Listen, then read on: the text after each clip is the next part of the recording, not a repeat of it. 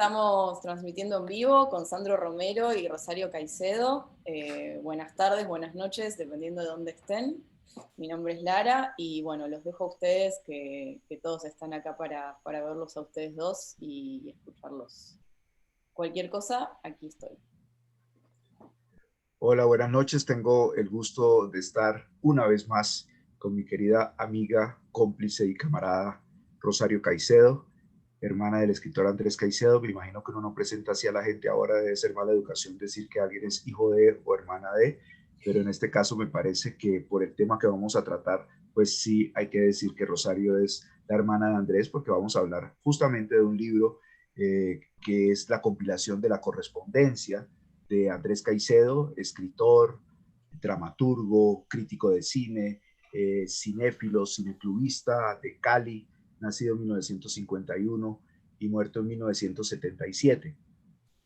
Yo a veces cuando converso con Rosario, aprovecho, somos muy buenos amigos desde hace muchos años, pero aprovecho para hacerle preguntas que nunca me atrevo a hacerle en privado. Entonces, con la coartada del público, aprovecho para hacerlo. Yo estoy aquí en calidad de compilador de estos dos tomos, que son la correspondencia. Si quieres, tú pones el tomo 1 y yo pongo el tomo 2, Rosario, para que esto sea más democrático. Estos son los dos tomos que publicamos con Editorial Planeta el año pasado y en el cual Rosario pues tuvo una participación material y espiritual altamente significativo. Estos libros se hicieron, o la compilación se hizo junto con Luis Ospina, el realizador de cine caleño, amigo y compañero generacional, quien tristemente falleció en el 2019. El libro, de todas maneras, conservamos, por supuesto, el crédito de edición, porque este fue un trabajo que empezamos hace muchos años con Luis desde mediados de la década del 80. La novela más importante de Andrés Caicedo se publicó en 1977 y ya es una leyenda contar que Andrés recibió el primer ejemplar de Que Viva la Música el mismo día en que se suicidó. Pero quedaron muchos textos de él sin publicar. Cuando Andrés se suicidó yo tenía 18 años, pasaron unos años, nadie hacía nada por la publicación de su obra inédita y entonces me tomé el trabajo, gracias a la benevolencia de la familia y especialmente de sus padres, de escarbar en el archivo de Andrés durante varios meses, de organizar ese archivo, luego con Luis Ospina empezar a organizar lo que sería la publicación póstuma de Andrés, y lo que yo pensé, Rosario, que iba a ser un trabajo de unos 6 meses, ha terminado siendo un trabajo de más de 42 años. La próxima semana es un aniversario más del suicidio de Andrés y ya creo que forma parte de nuestras vidas estar de alguna manera protegiendo el legado de Andrés, tratando de que por fin se publique su obra completa como habíamos querido desde hace muchos años, pero que por razones diversas no se había podido.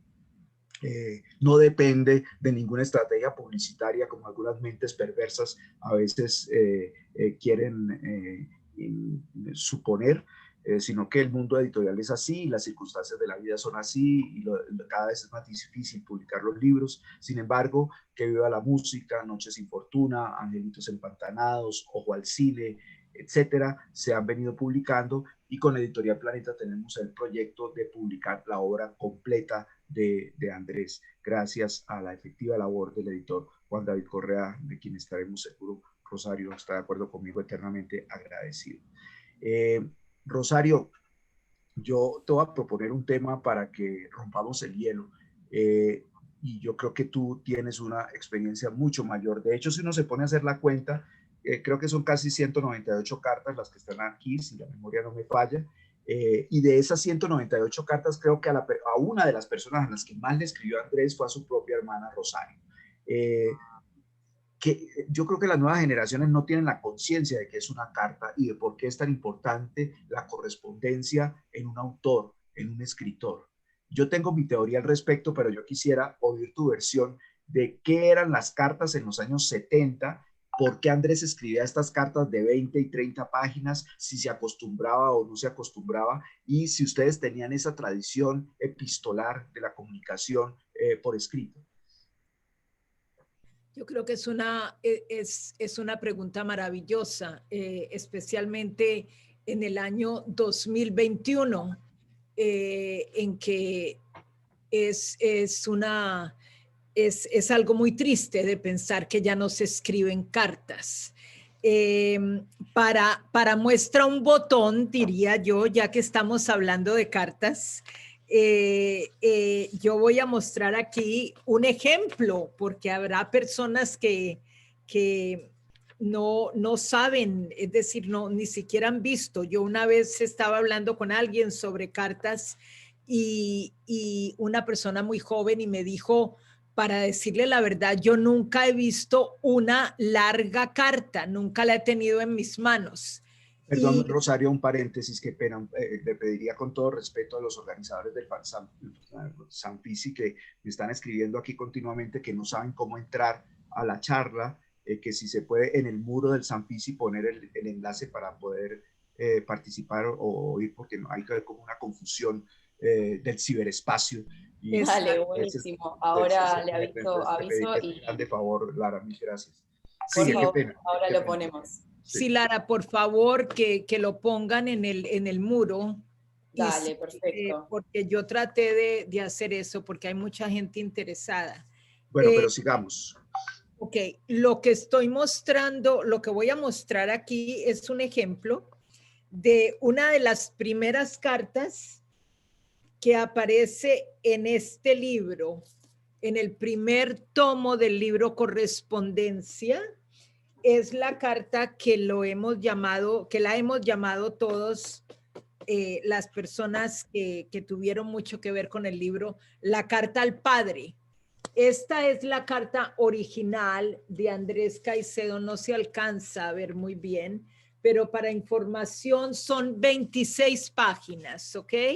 Son 26 páginas, si se cuentan, una página por aquí y otra página por acá.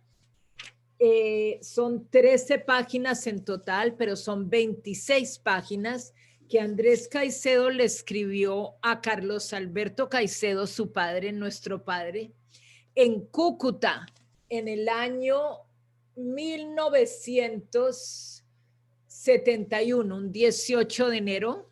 Él me contó exactamente cómo la había escrito mientras estaba en la casa de un tío mío que vivía en Cúcuta. Se sentó en el patio y escribió 26 páginas. Esta es una hermosa carta que afortunadamente mi papá cuando la recibió la guardó y la transcribió a máquina. Y pasaron los años y los años y las décadas y las décadas y las décadas. Y en el año 2009, mi papá me la regaló a mí. Me dijo, aquí la tienes, mijita. Y yo no la había visto la carta nunca.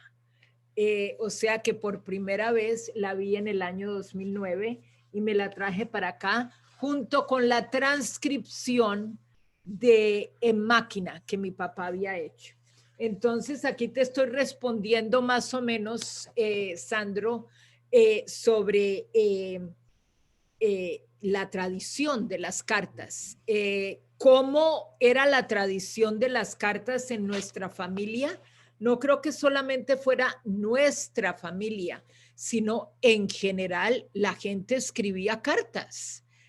No existía lo que tenemos ahora, no es así, no existían estos cuadritos, no existían las posibilidades de vernos desde Connecticut, donde yo estoy, hasta Bogotá, donde está Sandro, hasta Buenos Aires, donde está Lara. Entonces, ¿qué hacía uno? Uno se sentaba con lápiz y papel, con un estilógrafo, le echaba tinta al estilógrafo y se sentaba a escribir cartas. Andrés escribió cartas desde que empezó a escribir. Históricamente, las primeras cartas que yo recuerdo que Andrés empezó a escribir fielmente.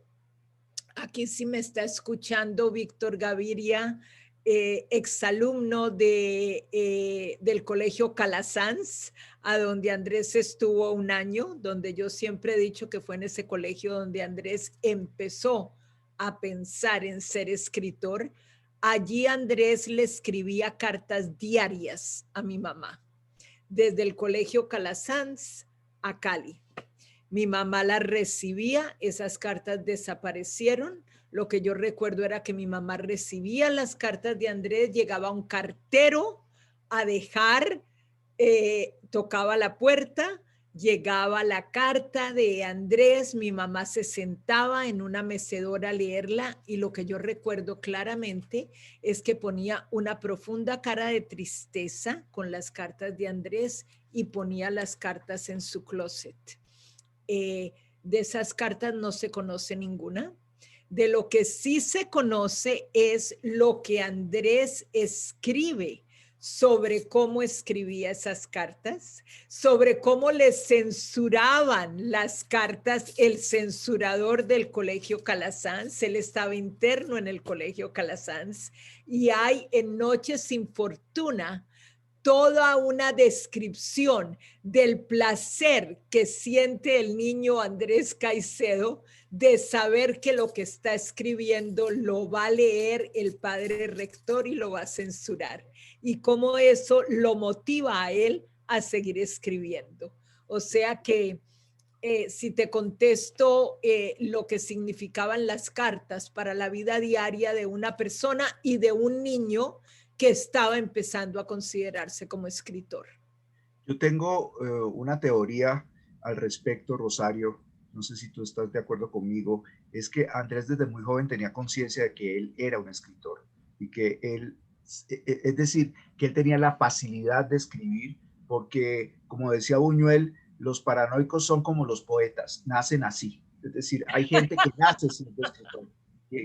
Como los pintores, Luis Caballero decía un poco eso, decía que el dibujante nacía dibujante, que claro. Hay gente que aprende en las academias y que va a la universidad y que aprende el oficio y todo, pero hay otra gente que no necesita hacer eso, y creo que Andrés, creo que desde niño tuvo esa conciencia, y uno lo ve en sus cartas, en el acabado de las cartas, tanto en las cartas manuscritas como en las cartas escritas a máquina, porque en esa época no existían los computadores, y uno ve la facilidad un tanto sobrenatural que tenía Andrés para escribir páginas y páginas, y si uno se imagina cómo era la jornada de trabajo de una persona que se suicida a los 25 años y que entre los 15 y los 25 produjo todo lo que produjo, pues evidentemente te da la medida de que era una persona que estaba obsesionada por la palabra escrita, fascinada claro. por la palabra escrita.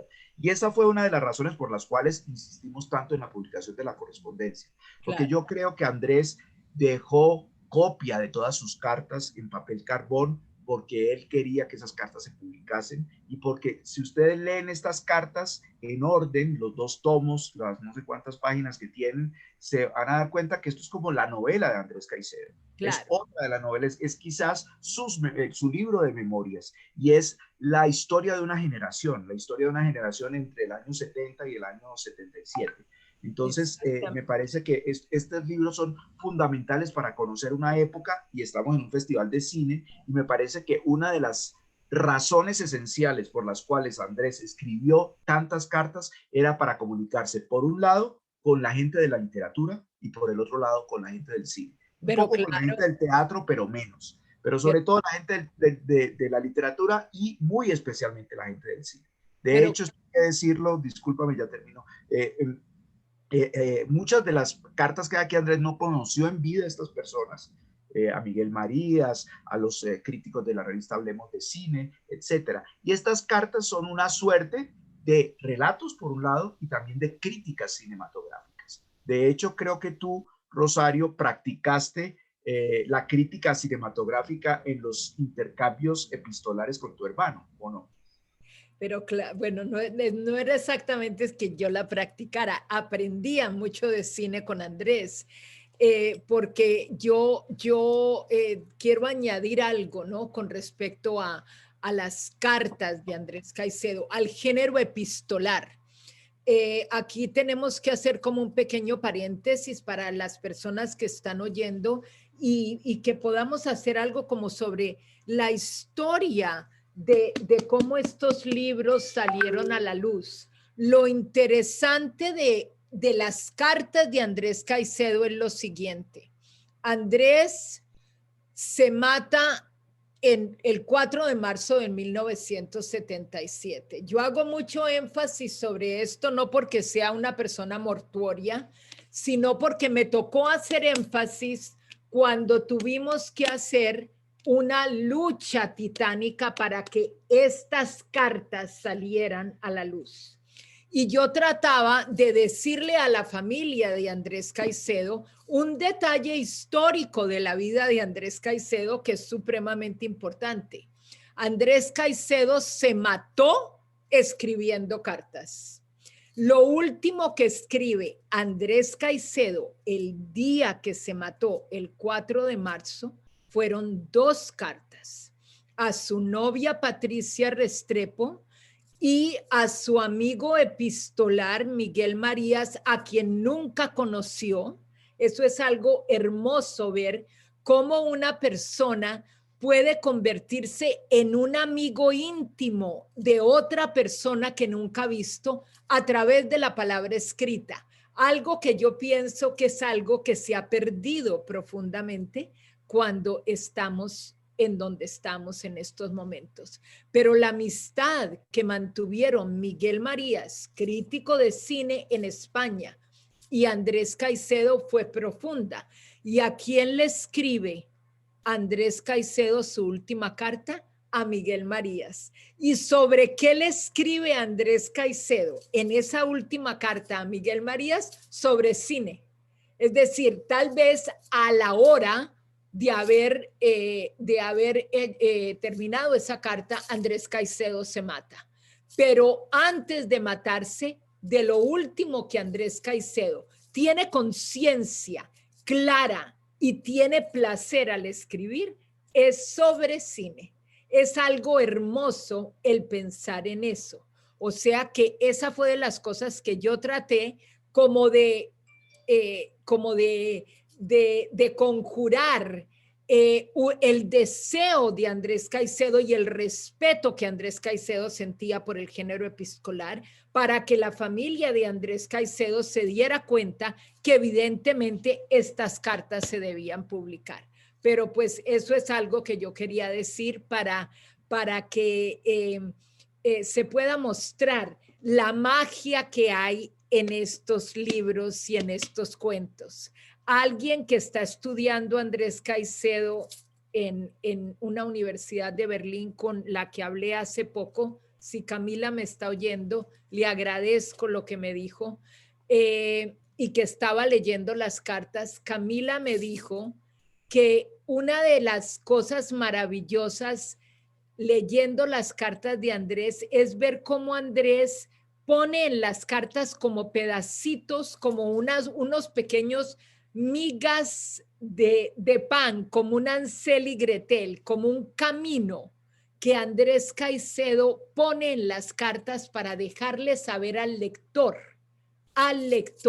exactamente quién era él como escritor.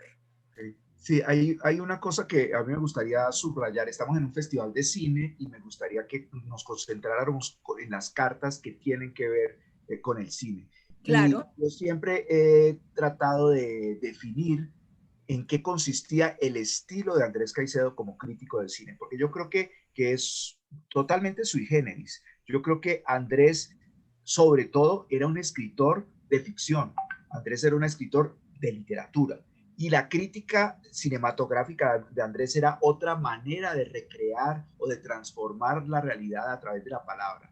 Hay un texto que está en el libro Ojo al Cine que se llama Entrevista a una comedora de cine, que es una entrevista imaginaria a un personaje imaginario, y yo creo que ahí está muy bien ejemplificado qué era lo que quería Andrés con la, entre comillas, crítica de cine. Era recrear las películas, era recrear literariamente, así como cuando uno escribe sobre música, uno trata de reinterpretar una canción, una ópera, una sinfonía, un concierto de rock o lo que sea a través de las palabras. Creo que lo mismo hacía Andrés a través de la crítica. Hay una crítica muy técnica, hay una crítica que habla sobre el oficio o que habla sobre la historia. Yo creo que Andrés conocía la técnica, conocía como nadie la historia del cine, tenía una memoria sobrenatural, pero yo creo que la crítica más hermosa de Andrés era cuando él construía relatos cinematográficos a través de la literatura. Y esto se siente mucho en las cartas, ¿no? Yo creo que la correspondencia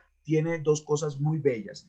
Por un lado es el testimonio de una época, que esto me parece que para los historiadores es un privilegio, y en segundo lugar es una manera de transformar el cine en literatura. Es como transformar el agua en vino, lo que hace Andrés con estas cartas. Y a mí me gusta mucho el tono que tiene las cartas que Andrés te escribió a ti, Rosario. Esto nunca te lo había dicho porque te tengo guardadas cosas para la posteridad. Pero me parece muy importante ver el tono de las cartas de Andrés hacia ti y en relación con el tono que tenía con los otros, ¿cómo se llama? Destinatarios, ¿no? Hay otra manera, pero también me sorprendía porque tú eres una cinéfila y tú eres una persona que le ha gustado el cine y la literatura desde siempre, pero también había otros destinatarios a los cuales Andrés les escribía como si fueran grandes filósofos y unos, yo me imaginaba a los destinatarios y decía, pero ¿será que estas personas se han visto toda esta cantidad de información que Andrés les está metiendo en esta? Yo creo que Andrés pensaba en voz alta con las cartas. No sé si tú tienes esa misma sensación. Claro, claro, claro que es muy interesante y a mí me gustó muchísimo. Fue a Sandro a quien se le ocurrió cuando muy en una forma tan amable que nos invitaron, que Pablo nos invitó, el Sanfisi nos invitó a dar esta charla sobre cine y las cartas de Andrés Caicedo. A Sandro se le ocurrió poner el título El cine por escrito, porque eso es hermosísimo. Yo siempre lo he dicho, que antes de Andrés ver cine y antes de Andrés ver cine, Andrés leyó cine. Es decir, Andrés, evidentemente vimos películas. Yo recordaré toda la vida las primeras películas que vimos juntos, en las que yo pienso que Andrés vivió esos 25 años, sinceramente toda la vida, y él me lo dijo algún día. El cine es la sangre que me ayuda a mí a vivir. Para Andrés, el cine se convirtió en su vida y poco a poco se fue convirtiendo en la obsesión y terminó con la obsesión con la que Andrés murió, que era básicamente todo sobre cine. Cuéntanos un secreto, Rosario, ¿Cómo? qué pena. Quiero preguntarte un secreto que no sé, una curiosidad. Tú viviste con él en los Estados Unidos, lo acompañaste en su aventura, que es el tema de la película Balada para Niños Muertos, que se va a estrenar próximamente de Jorge Navas.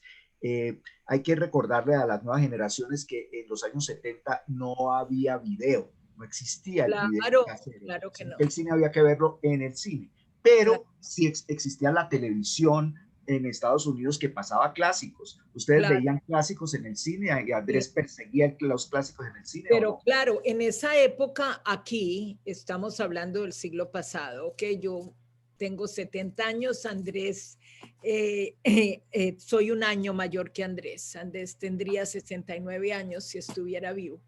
Eh, iría a cumplirse, no, habría cumplido 69 años. Eh, eh, yo... 70, Rosario. 70. ¿Cómo? No, no, 70 no, porque estaba en 2021. Él. espera un momentico, iría a cumplir 70 años en el 2021, tendría 69 años ahora. Nació en 1951. Lo interesante, cuando Andrés llegó a mi apartamento de Houston, Texas, en 1973, aquí vamos a empezar a hablar de cine, y de hablar de cartas y de Andrés hablando de cine en las cartas y de todo su viaje a Hollywood para vender los guiones. ¿qué fue lo primero que hizo Andrés? Andrés llegó, llámenlo ustedes, un lunes a mi casa y Andrés ya sabía, sin jamás haber estado en los Estados Unidos de América, que en la televisión de los Estados Unidos se veían muy buenas películas clásicas. Andrés sabía, yo no lo sabía, y yo ya llevaba viviendo casi un año allí, que había un pequeñño librito que se llamaba La Guía de Televisión, de TV Guide. Entonces me dijo, vamos a comprarla, Rosarito. Nunca me puedo olvidar. Él se sabía todas estas cosas y las fuimos a comprar y en la guía de televisión, que era lo único que la gente hacía, había una televisión, había unos canales, Andrés empezó a ver las películas que él quería ver y había muchas películas clásicas.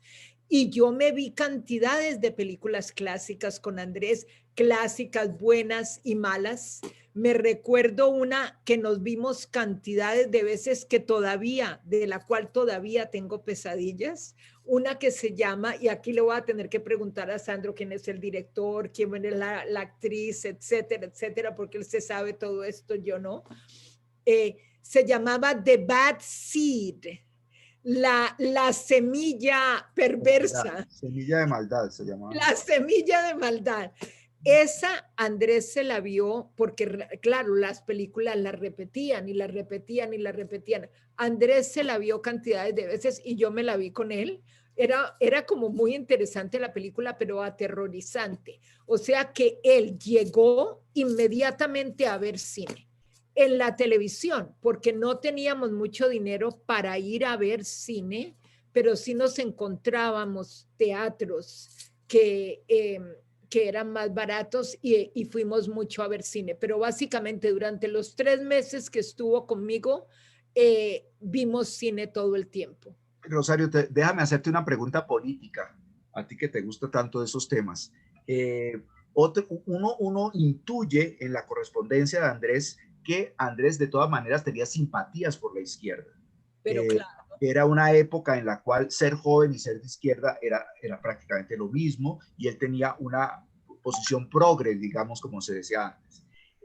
Sin embargo, él tenía una fascinación por el cine americano. Yo creo que la gran fascinación de Andrés era por el cine de los Estados Unidos y sobre todo por el cine de la Edad de Oro de los Estados Unidos y por el cine de serie B de los Estados Unidos. Yo recuerdo que en el Cineclub de Cali, el cineclub que Andrés dirigió durante 6 o 7 años y que prácticamente hacía la curaduría total de ese cineclub, de todas maneras había como una especie de contradicción ideológica que todos soportábamos en silencio, pero uno lo sentía con los amigos de izquierda, por qué había que ver películas de John Ford, o por qué había que ver películas de westerns, o por qué había que ver películas de gángsters o películas de terror, cuando esas películas eran producidas en el imperio, ¿no? Esa pregunta Andrés se la hacía, o tú qué interpretación tienes sobre esa aparente contradicción del cine norteamericano y de las simpatías ideológicas de Andrés. Bueno, Andrés no era que fuera, evidentemente era una persona de izquierda, pero él en su vida participó en un partido político, en un movimiento de mucha gente, porque lo que yo toda la vida he dicho, Andrés era una persona profundamente solitaria, tenía muchos amigos, pero Andrés era una persona que le gustaba estar sola y que le gustaba decidir tomar decisiones solo. Que él sintiera contradicción, no, en ningún momento, es decir, la fascinación que tenían los intelectuales franceses, que también podían ser de izquierda, con el cine norteamericano. Es decir, era parte del yin y del yang, era parte de la contradicción. ¿Qué puede ser más imperialista? Yo soy una persona de izquierda, me fascinan y me siguen fascinando los westerns, y mi esposa, que es aún más de izquierda que yo, no puede entender cómo yo me puedo pasar 4 horas viendo películas de John Ford, porque pues Ruth piensa que esto es como una elegía a a la invasión y absolutamente a la destrucción de toda la cultura indigenista, de pues, la matanza de los indios, etcétera. Y yo tengo que decir pues de que los humanos somos contradictorios y a mí me siguen fascinando las películas del oeste como le fascinaban a Andrés y como nos fascinaron desde que estábamos muy pequeños. Claro, y otra curiosidad es con respecto al cine de géneros, ¿no? A mí me asalta, me parece muy agradable saber que a ti todavía te gustan los géneros cinematográficos, porque uno ve que dentro de las nuevas posturas del nuevo cine, la corrección política, etcétera, hay una tendencia a que esto se esté diluyendo, ¿no? Yo creo que ahora no se van a producir más westerns en mucho tiempo. Creo que el cine de terror, hay otro tipo de cine de terror. Sin embargo, a ti te sigue gustando ver el cine clásico, ver las viejas películas, mirarlas con nuevos ojos. Yo digo, no sé si estás de acuerdo conmigo, que lo más grande que le ha dado el nuevo milenio a la humanidad es la restauración del cine. Es poder ver las viejas películas restauradas como si fueran nuevas. Es realmente un milagro, ¿no? Es un milagro poder ver The Bad Seeds, por ejemplo, que seguramente no la has vuelto a ver y que te producía La vi de las últimas películas, lo tengo que decir.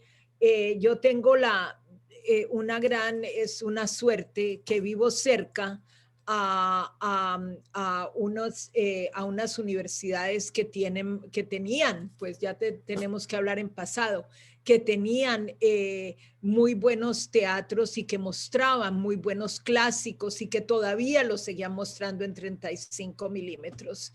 Y en el último año me vi ¿cómo era que se llamaba en español? The Bad Seed. Semilla de Maldad.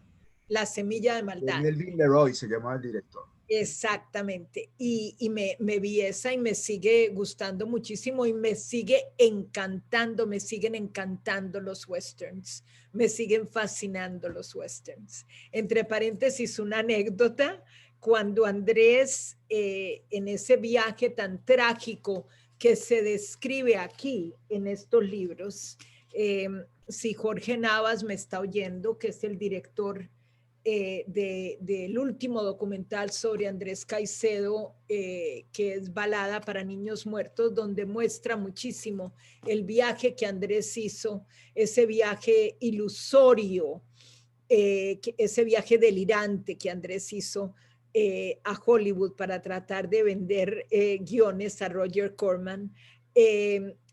Andrés, cuando se quería venir de Los Ángeles para Houston de nuevo, Andrés quería venirse en un bus y quedarse a dormir en el desierto de Death Valley o en Monument Valley, en el Valle de los Monumentos, porque quería estar allí, es decir, donde estaban todos los paisajes de las películas del oeste. Andrés desde Los Ángeles me preguntaba a mí de que por favor averiguara cómo podía él acampar allí en el Valle de los Monumentos. Y le dije, Andrés, va a ser imposible, Andrés, es completamente imposible, no te van a dejar acampar. Pero pues esto solamente lo quiero contar por la forma de delirio y de obsesión que tenía por el cine. Y Rosario, otra cosa que hay en la correspondencia, a ver qué opinión tienes tú, tiene que ver con el destinito fatal. Voy a explicar rápidamente qué es el destinito fatal. Destinitos fatales eran unos pequeños relatos que Andrés escribía como unas viñetas que él escribía en un folleto que luego se llamó Ojo al Cine y así se llamó su revista. Cuando hicimos el primer libro compilatorio de la obra inédita de Andrés con Luis Ospina, el libro lo llamamos Destinitos Fatales y era una compilación de 3 libros en realidad. Ya no se ha reeditado más como Destinitos Fatales por otras razones que no vienen ahora al caso. Pero a mí siempre me gustó eso de los destinitos fatales porque siempre me ha interesado en la idea del fatum, la idea del destino en la tragedia griega. Y entonces, ese juego de destinito fatal es una parodia de un título de una película de terror de Roger Corman que se llamaba Destino Fatal. Pero cuando yo leo estas cartas, cuando he releído y recontraleído estas cartas, yo me encuentro con una suerte de destino fatal en la vida de Andrés Caicedo que en las cartas se siente de una manera, casi que uno puede sentir en qué momento, en qué día Andrés se derrumbó y en qué momento, como que todo, el primer tomo es un tomo de esperanza, de optimismo, de que la vida le va a ofrecer muchas cosas, y en el segundo tomo es la caída en picada, cuando él siente que todo se le va desbaratando. Y todo se le va desbaratando porque Andrés era muy de malas. Uno ve esta cantidad de cosas que él hacía, porque además sus libros que él quería publicarlos desde los 19, 20 años, eran libros que le gustaban a los editores no solamente le decían, los vamos a publicar, sino que le pagaban adelanto por la publicación de los libros y los libros no salían. O sea que yo creo que lo de la publicación de Querido a la Música por parte de Colcultura y de Juan Gustavo Cobo Borda en el 77, Andrés ya no creía que eso fuera a salir, porque uno encuentra ahí un contrato con la editorial Crisis de Argentina, uno encuentra un contrato con una editorial mexicana, un contrato con una editorial venezolana, y los libros no salían. Viajan el 73 a tratar de venderle los guiones a Roger Corman y no consiguen ni hablar con Roger Corman ni con nadie. Es decir, como que de esos proyectos de largo aliento que Andrés tenía, porque él quería coronar rápido y coronar, porque él estaba seguro de su talento, de eso estoy completamente convencido. Sin embargo, las cosas no se le dieron. Es realmente una historia muy trágica y muy triste la que uno siente en la correspondencia, y ese desencanto que hay en el tomo 2 se siente pues hasta la carta final que tú acabas de mencionar, que lo curioso es que no parece la carta de un suicida, es una carta como si él estuviera haciendo planes para el día siguiente. Realmente la carta suicida de Andrés es una carta que él escribió un año antes o 2 años antes a su mamá. 2 años antes o 2 años antes. ¿Tú qué piensas sobre eso de la mala suerte y del mal destino de Andrés que se siente en el libro? Oh, y él lo sabía, es decir, él sabía de su destino fatal, él lo sabía. Pero si tú me preguntas a mí, aquí nos tenemos que concentrar en el cine, ¿no? Estamos hablando del cine, el cine por escrito.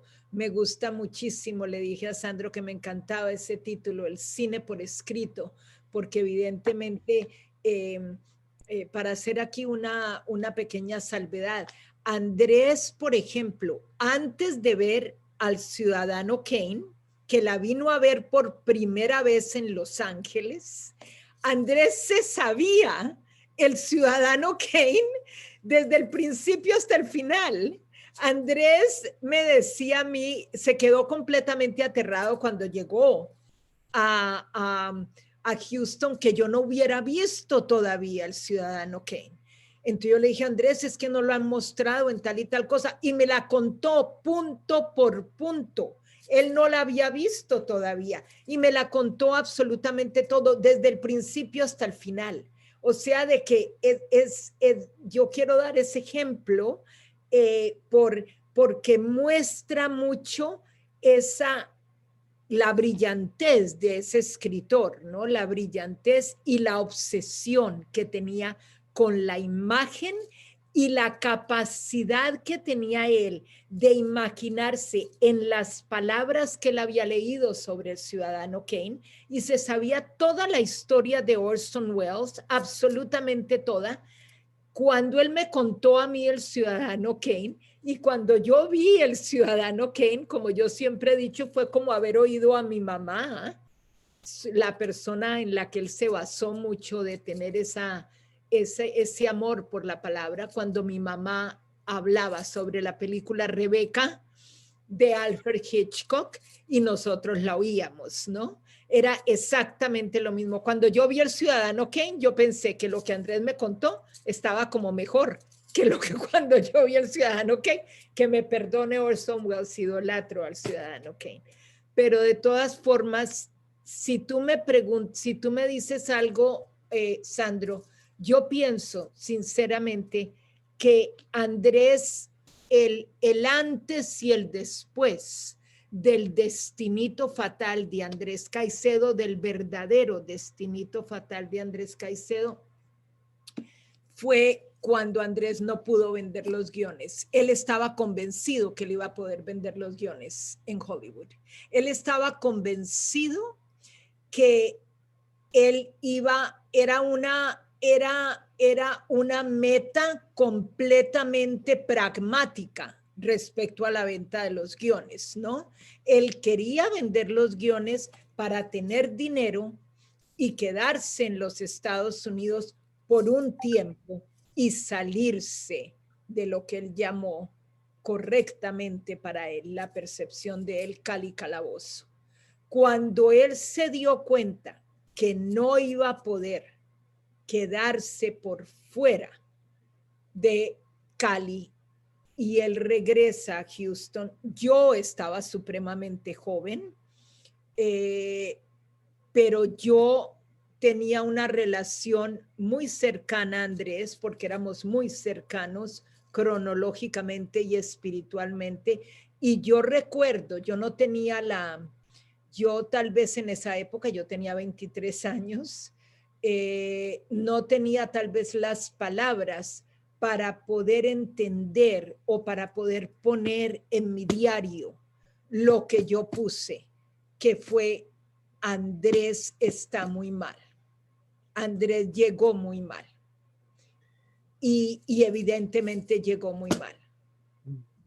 Allí fue cuando él me dijo, y yo lo he contado en algunas partes, cuando yo lo recogí en el aeropuerto, él ya venía sin vender los guiones, me dijo, aquí te encuentras con un solo llanero literario, con un solitario llanero literario, porque había una tira, ¿cómo diríamos a Llanero eso? solitario se llama. El llanero Solitario. Pero él llegó y dijo, un solitario llanero literario. A él le gustaban mucho esos cómics del llanero solitario. Y yo me di cuenta de lo mal que estaba. Y allí fue cuando yo me di cuenta y él me lo dijo. Él me dijo, yo tengo que usar el tiempo que me queda muy bien, Rosarito. Tengo que llegar a Cali y usar el tiempo que me queda muy bien. Él empezó a hablar del tiempo que me queda. Como nosotros, que tenemos que usar muy bien el tiempo que nos queda porque ya se nos está acabando, pero yo no quiero dejarte ir, por favor, sin hacerte una última pregunta sobre otro aspecto que hay en la correspondencia que a mí me parece muy importante. La correspondencia empieza en 1970 y en el año 71 Andrés tiene su primera y única incursión como director de cine en una película que codirigió con Carlos Mayolo que se llamó Angelita y Miguel Ángel. Esta película se rodó, entre otras cosas, el productor se murió hace un mes más o menos, Simón Alexandrovich. Se rodó en su totalidad, pero por desaveniencia y por falta de plata, la película no se terminó, sino que Luis Ospina, muchos años después de la muerte de Andrés, en el año 86, hizo el documental Andrés Caicedo, Unos pocos buenos amigos, y el hilo conductor de ese documental es la reconstrucción de Angelita y Miguel Ángel, que son unas imágenes maravillosas pues, del Cali del año 71. Pero la pregunta que yo te quería hacer es, cambiemos el punto de vista, como se dice en el lenguaje cinematográfico. Mientras Andrés estaba haciendo Angelita y Miguel Ángel, ¿tú dónde estabas? ¿Y qué supiste? Porque hay una carta, y con esto termino, hay una carta que Andrés le escribió a Carlos Mayolo, tan larga o más larga que la que le escribió a tu papá, donde él discute con Mayolo y la anécdota famosa que hay es que Andrés, que era tartamudo, iba a pelear con Mayolo, pero no le salieron las palabras y le dijo, ¿sabes qué? Mejor te escribo. Y le escribió esa carta larguísima, que es una carta impresionante sobre dos creadores en discusión, ¿no? Pues no tenemos la respuesta de Mayolo, pero sí tenemos la carta de Andrés, que es fabulosa. La pregunta que te quiero hacer es, ¿dónde estabas tú en esa época que estaba sucediendo lo de Angelita y Miguel Ángel? Mira, yo regresé, de septiembre de 1970 a mayo de 1971, yo estaba viviendo en Barranca Bermeja, a donde Andrés me fue a visitar. De cuando él escribió la carta que les acabo yo de mostrar, él se había volado de la casa, así empieza el libro. Se había volado, se había ido de la casa y quería ver el mar, quería irse a vivir al mar, se fue con el hermano de Germán Cuervo y regresó después a Cali de nuevo. Nunca, Andrés, toda la vida, el destinito fatal, nunca pudo lograr hacer lo que él quería. Es decir, lo logró hacer, dejó obra, ¿ok? Muero tranquilo, dejando unos pocos buenos amigos, eso lo logró, pero nunca logró como como independizarse verdaderamente, estar por fuera. O sea, que del 70 a mayo del 71, Sandro, yo estaba en Barrancabermeja. Si yo recuerdo bien, ¿cuándo fue que se filmó exactamente Angelita y Miguel Ángel? Se filmó en el 71. Final del 71. Al final del 71 yo ya había llegado a Cali. Yo ya había llegado a Cali y él estaba tratando de filmar Angelita y Miguel Ángel. Con muchos problemas con Carlos por problemas de tipo político, me acuerdo, con muchos problemas de plata que tenían. Yo recuerdo que yo estaba enseñando en historia en el colegio nocturno de Confamiliar, que es en tus aulas, Sandro, en el colegio Bermans, en la noche, era el colegio Confamiliar de bachillerato nocturno. Y recuerdo a Andrés recogerme en algún momento, ir los dos a comer y decirme si yo tenía algo de dinero, necesitaban dinero para terminar la película. Y yo recuerdo en esa época que saqué y le di 300 pesos, que me habían pagado. Entonces le dije, a ver, en qué, yo no recuerdo cuánto hubiera sido los 300 pesos de esa época, pero me dijo, de algo nos va a servir, Rosarito. Él estaba profundamente frustrado y recuerdo que dijo que verdaderamente no podía continuar. Él se dio cuenta que tecnológicamente, como lo hablamos mucho con Luis, no tenía las bases para poder hacer la película, que ellos no lo iban a poder hacer. Ellos acababan de hacer, Luis Ospina y Carlos Mayor lo habían hecho Oiga Vea, pero Luis estaba estudiando cine en Los Ángeles, él se llevó el material y la película él la editó en Los Ángeles. Exactamente. Y mientras estaban editando Oiga Vea, querían hacer una película de ficción, Mayolo y Andrés, y pues quedó ese. Pero a mí me parece que esa imperfección, entre comillas, de Angelita y Miguel Ángel es parte de su encanto. Yo creo que es una pequeña obra de su encanto. Lógico. Es una película imperfecta pero viva, como decía Miguel Marías. Exactamente. Es una película que tiene la inocencia, el tono de aventura, de rigor, de imperfección a propósito también, tiene una bella fotografía. Yo creo que ahí hay un tesoro de la historia del cine colombiano, que eso es un incunable verdadero. Y creo que eso es lo que tratamos de recuperar en este libro de la correspondencia, que es un compilado de la gesta vital de Andrés Caicedo desde que tenía 18, 19 años hasta los 25 que se mató. Exactamente. Que se da cuenta, y una cosa que yo quería decir también sobre la correspondencia, Rosario, antes de terminar, es que el malentendido que hay con esta correspondencia es que cuando uno cree que va a publicar un libro de correspondencia, uno cree que va a publicar un libro de chismes, y es un libro de infidencias, y no hay nada más equivocado, aunque también hay chismes, por supuesto que los hay, pero me parece que esto es la obra de un escritor, de un joven artista que está reflexionando sobre su oficio, y me parece que es una suerte de manual, de tratado para quienes nos dedicamos en el mundo del arte, leer estas cartas de la misma manera que uno lee con mucho placer las cartas de Flaubert o las cartas de Virginia Woolf o las cartas de todos los grandes artistas que han escrito correspondencia. Creo que las cartas de Andrés Caicedo tienen esa misma dimensión, sin lugar a dudas. Evidentemente, y yo quiero hacer una salvedad aquí, ya que estamos hablando de eso. Mi papá, en 1977, cuando recoge todos los papeles que gracias a Sandro y a Luis Ospina se vinieron a compilar en un libro, que aquí lo tengo, por aquí tengo yo el libro que verdaderamente hizo Andrés Caicedo, gracias a Sandro Romero, a Luis Ospina, a mi papá. Este librito que ustedes ven aquí, Andrés Caicedo, Destinitos Fatales, Biblioteca de Literatura Colombiana, se ustedes lo pueden ver aquí gracias a la labor de 3 personas y a la labor de 2 personas y de mi papá que guardó todo esto.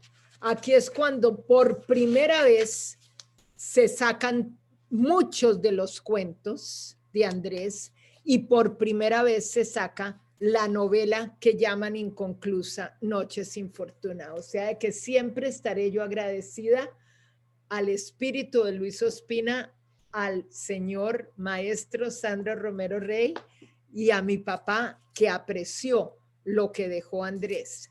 Pero mi papá en 1977, agosto de 1977, se da cuenta que estas cartas son literatura, que lo que Andrés Caicedo, su hijo, dejó escrito epistolarmente es literatura.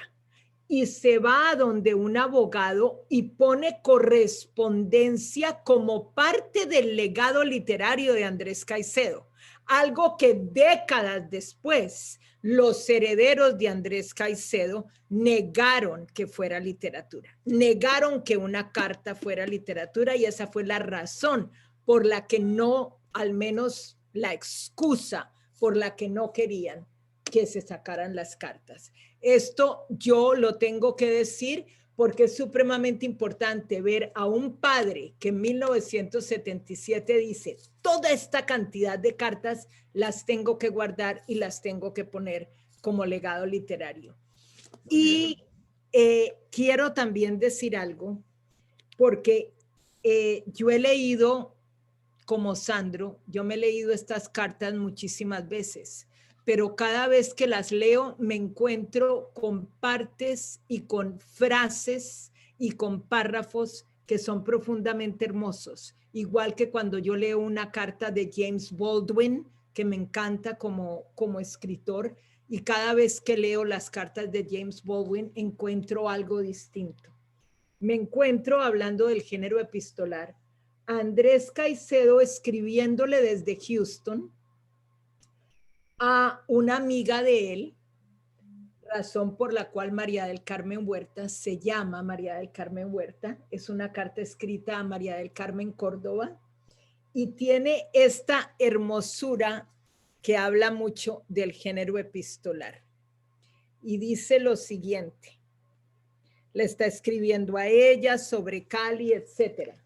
Y dice, lo que más me gusta tal vez es que me digas que te he hecho falta, pero es por egoísmo. Esa sinceridad no podía tenerla de voz, sino por carta. Claro que no voy a ponerme a hablar de lo privilegiado que es el espacio de la carta. 2 puntos. Tener todo el tiempo del mundo para decir, porque la persona escucha sin decir nada. Luego tener todo el tiempo del mundo para oír lo que dice. Eso lo escribe un muchachito, porque era un muchachito que no había cumplido siquiera 22 años y que dice bellamente lo que es el género epistolar. Esto lo subrayé porque la he leído muchas veces, pero me pareció hermoso pensar que un joven pudiera tener un concepto tan claro de lo que es una carta. Y si puedo decir algo más sobre el cine y las cartas, me encuentro con la última carta que Andrés Caicedo me escribe a mí unos pocos meses antes de matarse. Me lo escribe en diciembre de 1976. Andrés está en Bogotá, está muy mal. Salió unos pocos meses antes de la clínica psiquiátrica donde estuvo después de un intento de suicidio. Esta es la última carta que sobrevive de Andrés a mí. No la voy a leer toda, es una carta muy larga, no exactamente muy larga, pero no tengo tiempo de leerla toda. Pero la carta me dice Rosarito Adorada, aquí te envío esta antología de la nueva literatura colombiana en donde incluyen un texto mío bastante curioso. Rosarito, no puedo seguir un orden coherente para esta carta. Estoy sufriendo. Quisiera acortar ya mis días o por lo menos acortar ya mi estadía en Bogotá. De hecho, el viernes que viene regreso a Cali del todo. Y doy esta introducción para que ustedes se den cuenta que la persona que está escribiendo esta carta es una persona que está sufriendo profundamente. Habla de falta de coherencia, habla de sufrimiento, habla de cómo se está sintiendo. Y me empieza a contar todo lo que le está pasando desde el punto de vista emocional. Me empieza a decir cómo está pensando. Me dice, yo acababa de comenzar esta carta y la he seguido escribiendo por puro mecanismo de defensa porque quiero que me ayudes, aunque sea desde la distancia. En Cali lo sé, obtendré algo de paz, pero no los domingos. Tú no pudiste venirnos a visitar este diciembre, ¿verdad? Es primera vez en mi vida que no estoy en Cali para el Día de las Velitas. Y empieza a decir cómo está pensando verdaderamente acabar con su vida, cómo se está dando cuenta que es imposible eliminarse con Valium, cómo el Seconal es una de las posibilidades. Y dice que vinieron a visitarlo las personas de Hablemos de Cine y que él estaba en un estado aterrador. Y empieza después, ante todas estas cosas horribles que está describiendo para que se den cuenta de lo que significaba el cine para Andrés dice, ay Rosarito, cómo quisiera ahora estar en Cali porque estoy tan solo y tan triste aquí, a lo mejor hasta corte mi estadía. Quería comentarte algo con respecto a The Missouri Breaks de Arthur Penn, que creo que me decías en una carta pasada que te había parecido pésima. Pues bien, a mí no solamente se me hizo lo mejor que he visto este año, sino uno de los westerns más inteligentes, más hermosos y más originales de la historia del cine. No me explico cómo no te pudo haber gustado. ¿Cómo no pudiste gustar de la excelencia de las actuaciones? Bla, bla, bla, bla, bla. O sea, en medio de esta angustia existencial, Andrés me está regañando a mí por una película, porque básicamente tengo que volver a ver la película, es lo que él me está diciendo, para que yo pueda ver lo maravilloso que es. Después habla de cómo ha encontrado al manager de los Rolling Stones en un bus de Bogotá, lo entrevista y se le pierde el cassette. Entonces dice, ahora me da un ligero alivio el pensar que me voy a dormir. Yo ya tampoco podía con esta situación. Por favor, escríbeme pronto, no te olvides de tu hermanito que tan necesitado está de ayuda. Un abrazo, Andrés. Esta es la última carta que recibo yo de Andrés, en la que a pesar de lo mal que está, el cine ocupa un espacio central. Muy bien, Rosario, creo que hemos hecho la tarea, hemos cumplido con nuestra labor en la noche de hoy, son las 8:15.